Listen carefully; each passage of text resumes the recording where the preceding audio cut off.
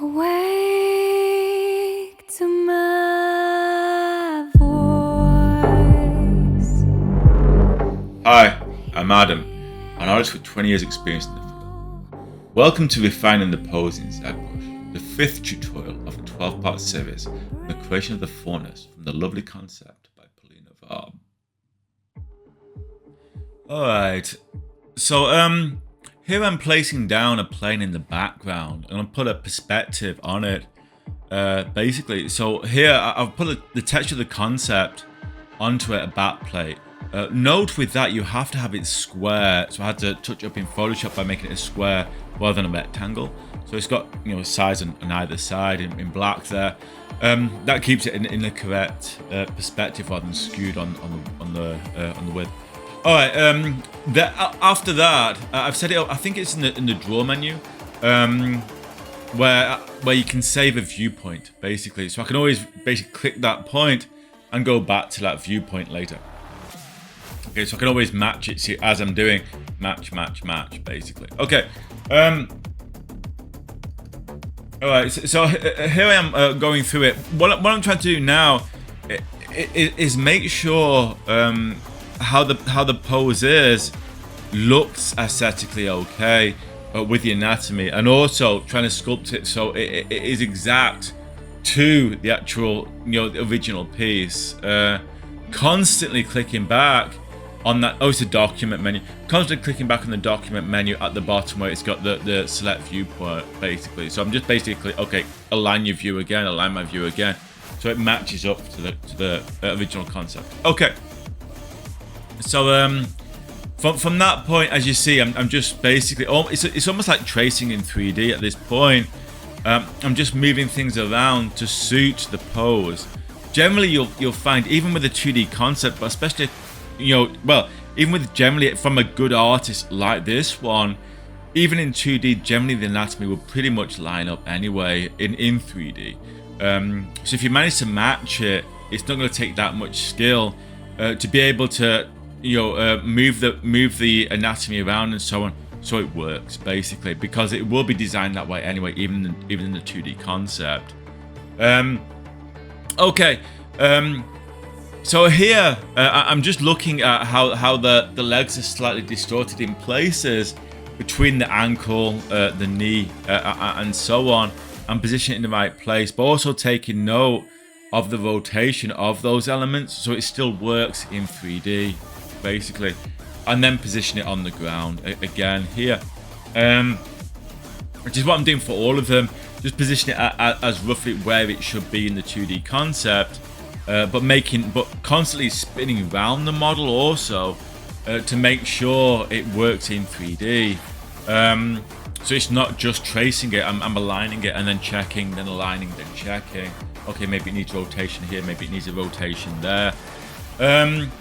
So it has that form no matter what of the whole, so it's not distorted. So you're not really doing it just for the one image, you're doing it for the whole 3D all the way around the image. Here I'm looking around that image after the pose to see what is wrong with it afterwards, what is sticking out, what is glaringly there in terms of the anatomy, what muscles look like you can't see them anymore, where does it look like you're missing muscle, what, you know, where does it look like that should be fat, that should be that, and so on, you know, based on the reference you see on the bottom right, and your own knowledge of what should be there. For example, here I'm feeling that left side and the right side belly needs some sculpting in, things like that. It's the same with here. You'd expect some kind of push with the muscle where it squashes together and inflates, which is I've just produced there. So it's basically, you know, and you can actually see that on the original concept, pretty much exactly the same thing. So okay, I need to work that back in. This side, which you don't actually see on the concept, see, I'm just referencing the muscles here and moved my reference around. And again, looking at it, thinking there is something wrong there. Right, I need to re-sculpt that area with a stretch muscle. Okay, let's build in those muscles that should be there and stretch them as it turns. Okay, so that's what I'm doing now, and basically looking at it and eyeballing between and thinking, yeah, it needs that there, it needs that there. Has some fat, has some muscle. sculpting it in and making sure it's stretched and so on. Okay, I'm checking it from different angles to make sure it still works, as you would expect it to do as a horse's head turns to the right. With that, the back view between the spine of the human and the spine of the horse is kind of your own thing, but it still has to be aesthetically pleasing for anatomy. It has to still look like it's going to work with an anatomy basis. So here I just quickly changed the material to the basic material 2 to have a shine on it, and changed my lighting slightly to one direction, and that way I could see it cast basically. And that really helps accentuate and understand the muscle groups and the muscle form, which is what I'm doing again here. As you can see, I can now see how the light hits it, how the muscle is formed basically, and I can say, okay, in that point there on the rib cage needs a little bit more shape, and so on. And it's the same here. I put it into perspective now, and adjusted that perspective. Okay, the concept is working, right? I'll look again over here, look over there, rotate around the model, see what issues there are. At that point, I did a little bit of a paint over with issues that I felt were a problem, that I wanted just to work on that, work on that, work on that. So almost as a quick reminder of myself, just painting on the model, say that was an issue, that's an issue, that's an issue. And then be carried on with the model and moving things around.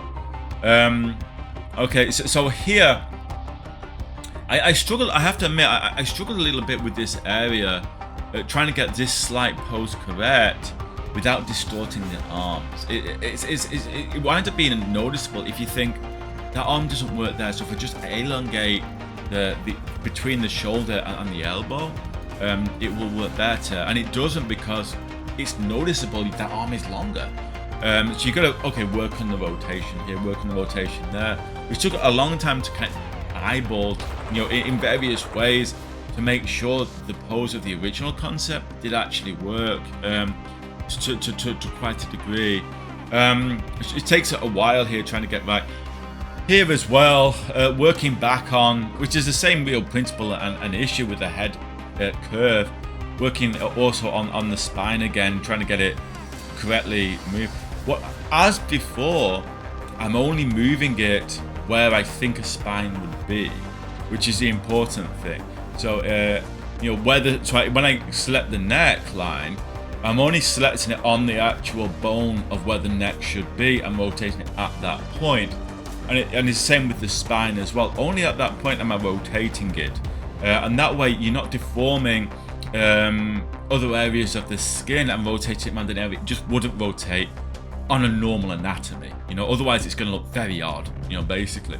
So anyway, working through, using that basic material too, and sculpting in different ways. There was an issue at the front there that I felt the front of the horse was kind of just sticking out a little bit too much. So I had to push it in, push it out in different ways. So it accentuated the rib cage and the muscle of the front, which is very, very, when you see a normal horse, it's very obvious, even though in this perspective you don't notice it at all. But I wanted to get the whole of the rotation to look really accurate, for what you would see that Centaur to look like. Okay, so back on the main issue that I had with this model, which was trying to get this pose correct. Now, currently, I have rotated I have moved it ever so slightly, one of the arms, but it works due to the perspective, and it was kind of an issue of, right, can I have it rotated? I'll move it a little bit, does it still work? And it was a little bit of an issue of thinking, would it still work actually elongating it ever so slightly? And it shouldn't, that's the thing. But it was a thought of, I think I can get away with it that much, basically, without it being too much of an issue, so I did. And it still works when you see it from the front, even though the right arm, technically, is still a bit longer than the left now I've moved it, but you don't really notice it based on the movement. But it's just worth it by the definition of how the pose was, which I still never really managed to get exact, which I can only really blame myself for, down to the shape of the character and everything. But there's that.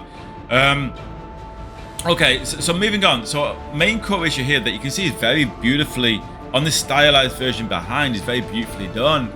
There's an issue with the rib cage on mine that you can see just looks like there isn't a rib cage there. On the right side, which it's working on now, as it rotates, it doesn't dip in so much. So I start working on this at that point, feeling like it's almost like the rib cage is pushed in on the right side, which is not what it would do. So here I began working on that quite a lot in different areas, trying to change the material now so I can see it a bit better. But even now, you can see it doesn't look right, that area. So I'm doing a lot of changes there, looking at the original model, or understanding that how the original concept has, it's got a very beautiful arch down the back, from the rear all the way down to the spine. Basically, it kind of rolls down, so your eye line will roll with it. It's very beautifully done. So trying to portray the same thing by moving the spine of the horse down a little bit. And again, rotating all the way around at various points. Now, I just paused for a second and brought in some more reference material. Basically, in fact, I've even got my own character there at one point. Basically, I've pulled in, placed next to it in the actual reference, so I can gauge it better. And you can see when you're looking at it at this point, there is a real issue there with that between the rib cage and belly, mainly, and how the belly deforms, and how the belly is shaped between the rib cage and belly, and also our main core element, which is something that's, as I said, the long-running issue with this posing, is that top of arms and head. So looking at that more, rotating, moving. Here I did a cheat. Here, I mean, I've literally moved the neck away from the spine a little bit, but it was really the only way to work the concept to look like the original. It's those kind of artistic things that the original artist has done to allow for the beauty of the pose, which worked out. I feel, for the original pose it looks fantastic, but more difficult in 3D to achieve. Here, I just did the underarm. There's actually something that I only noticed years into my own 3D modeling, is that you do have muscle underneath in your underarm, and most people don't really get that at first. Oh, here I've actually moved the arm back into place that I had moved earlier. Anyway, so definitely I said the underarm actually has a little bit of a kind of like a fat, kind of like a muscle thing going on there. But you don't really notice that much, but I placed it back in. So it's not just a kind of like a pit, which is kind of common thought, but it isn't, basically.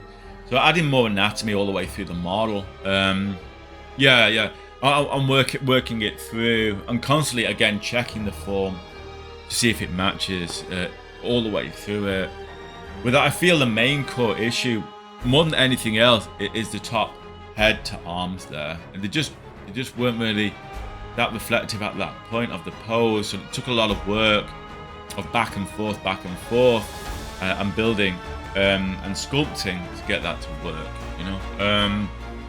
Okay, so here I'm just pushing into some muscle definition. But there was an issue at this point, to be honest with you, of when you move an item around, like the torso and like the arms, when I moved it, you lose some definition of that muscle. See, I've just moved the arm actually back into place that moved out earlier, so it's a constant, okay, that worked, no, don't work, flow back, and so on, trying to get that form correct.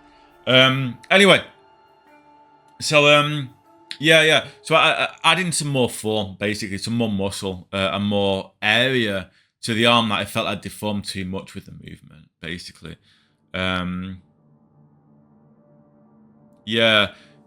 And now again looking at the top, but you can see there's a dip on the right side of that torso. So I start working on that again. Those kind of things where it wasn't as reflective of the left, so I had to work on it. And here's the same. There's an issue at the back of the leg where it's just not. You're gonna get some kind of fat buildup there and some kind of muscle buildup there. When you look at muscles anyway of horses, you're going to get some fat buildup between those movements anyway, between that leg and body. And so same in quite a few areas there that I start working back into. I mean, notice all the stages beforehand where we actually built that muscle in. A lot of it has been, about a quarter of it has been lost with the movement of posing. So it has to be resculpted back in again with the notion of stretching and distortion of compression and inflation, basically, of the muscle. Which is what you see me doing there on the right front shoulder.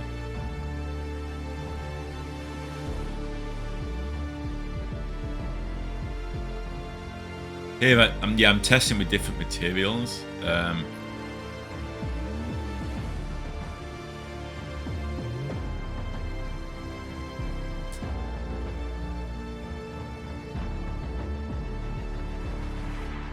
And at this stage, I start sculpting in how the concept has the legs in terms of where some of the joints are on the legs and things like that. Yeah, so just pulling it out quite a lot to redefine some of the shapes, to say, okay, this is how the concept is. We can pull that out there and still have it really anatomically correct for that ideal of that signature of the artist, basically.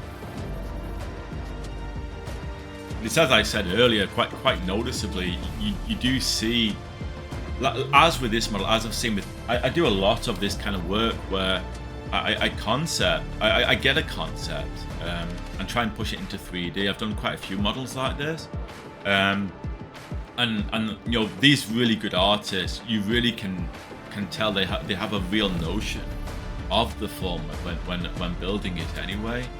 So when you build it in 3D, it's normally going to be pretty closely reflective, even though they're doing it in their mind.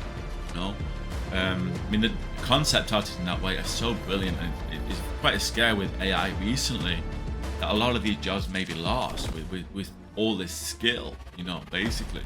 That it is quite a frightening thing.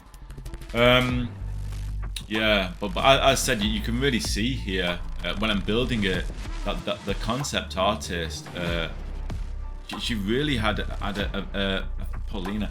She really had a very, very, very, very, very well-defined notion of that in 3D when she was building it in 2D, which works even with her lighting when she builds the concept, which really helps when you're defining your own. But it's interesting because as I built it as a horse and then a deer, that artistic style that she's done of those kind of like very thin Bambi-ish legs and so on, and of lower legs, very very thin legs and so on. You can really see the artistic accentuation that works really well. It's the same here with choosing the lower hooves to be quite a lot thicker, which is true. It does happen on horses anyway, but it's almost got an accentuated style to it, which is quite beautiful. Which is what I'm producing here, just pulling out and shaping it in a very, very cheap way for myself, where I'm just using a mask and pulling and then shaping after, yeah, and then making it more curved by the clay sculpture brush. To be clear, when learning Zbrush myself, I saw a lot of tutorials, and most people taught using different tools than me. Brushes. I taught myself that I preferred using the clay tubes brush as the build-up brush and everything, so I could have a lot more definition there of the tone. The sculpting brushes, when you're sculpting the lines and so on, I really like that.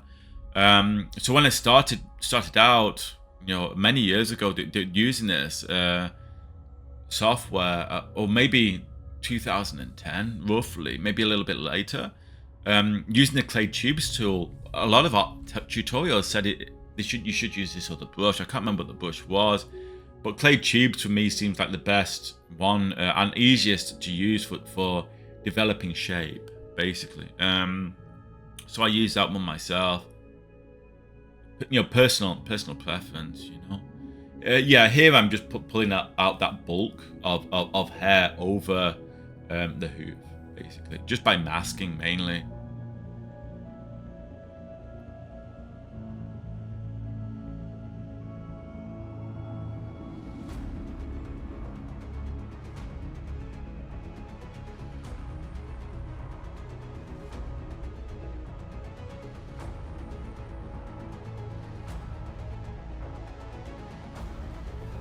yeah, it's nothing really I can really chat about here. You can pretty much see how it rolls with building those hooves basically.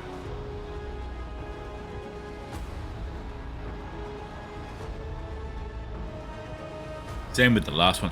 At this point, I decided I had sculpted in earlier the little nails underneath, just above the hooves, but I opted to sculpt them out and build them separate, basically. So it's got a more defined look where it's a separate material, basically.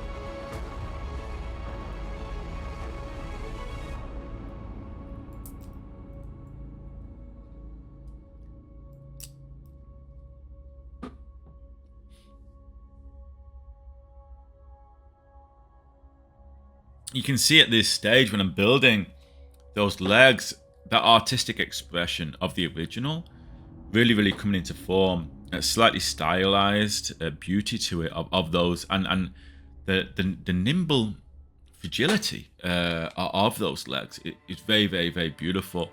So trying to create the same thing in 3D, basically. Here just adding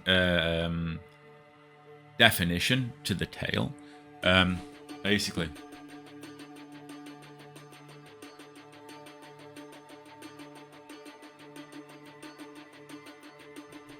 At this stage, you can see some sculpt areas that are a little bit too stretched, things like that. There's still a lot, even underneath there, you can see that it's a stretched look to it of a movement. So I had to start resculpting and resculpting.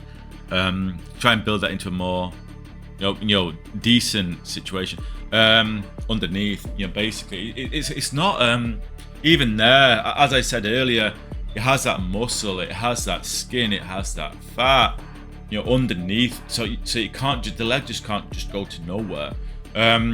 So I had to build that in basically on the underside. Here doing some renders to try and say, okay, seeing it with shadows on it and so on, there at that point you can see what is wrong and what is right with more shadow definition. So okay, so I'll start working it more. Looking at the reference again, as said, that bottom right leg where I just worked then, you could really see some stretching of the basically of the clay tubes marks, which didn't look that great. So I reworked it. And then here, adding more definition to the legs, and so on.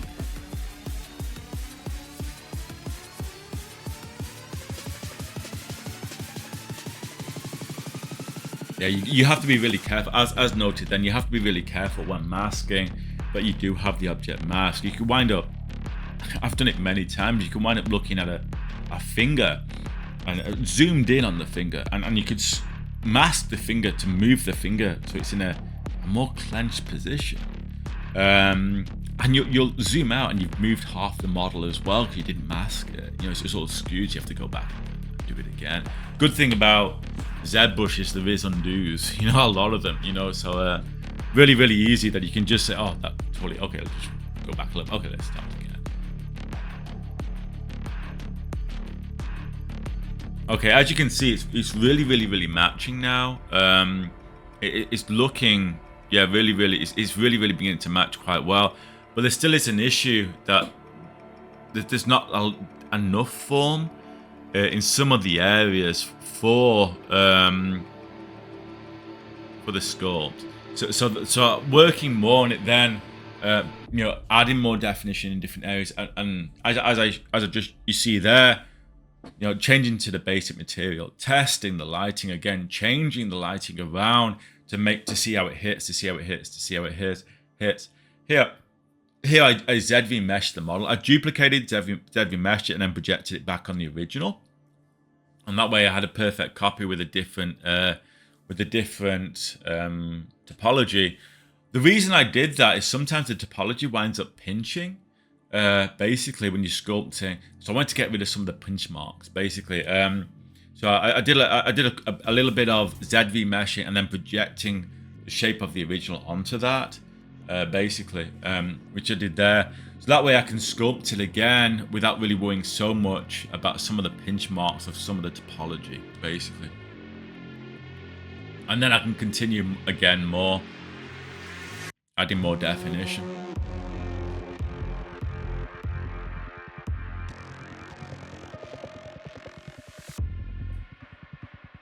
You can see there the shape of the back legs, really adding a lot of definition to. It's the closest point, but it's not the visual cue. You know, basically how the light hits. It's a secondary cue anyway, so it doesn't really matter that much. It is a secondary cue anyway, but it's nice to be able to say, you know, with all the you can see the beauty of that definition of that area as the original model, which shows that pulled tendon and that kind of you know, anatomy of that back leg. It looks really good. Here, just pulling in and pulling out the tail to reflect the original model, basically.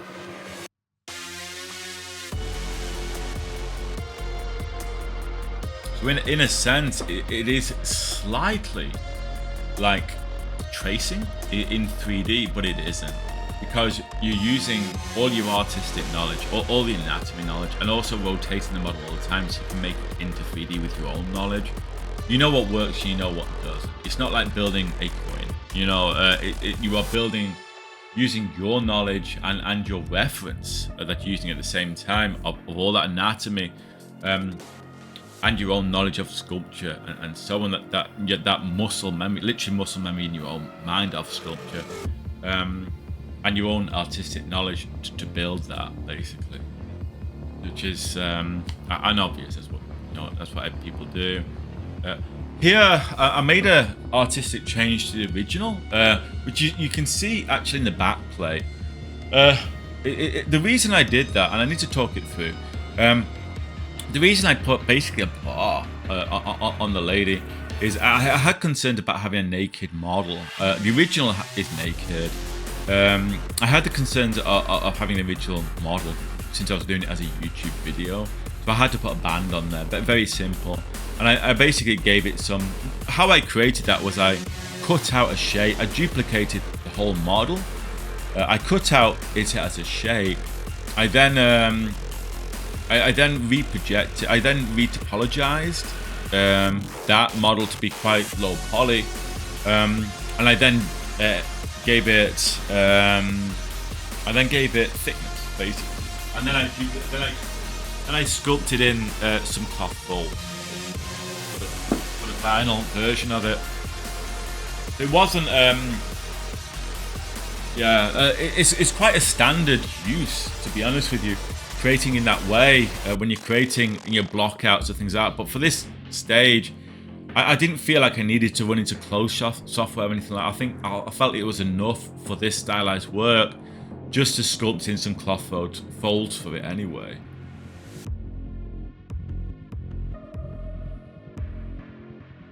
As said, here are the separate nails that I decided to add later. Basically, I just made a brush for it. You know, they're quite easy to make brushes where you make one model, you make it as a brush, and then you project it, then you basically drop it back on. That's the final version of the pose, and that's it for now, and I will see you next time. Thank you.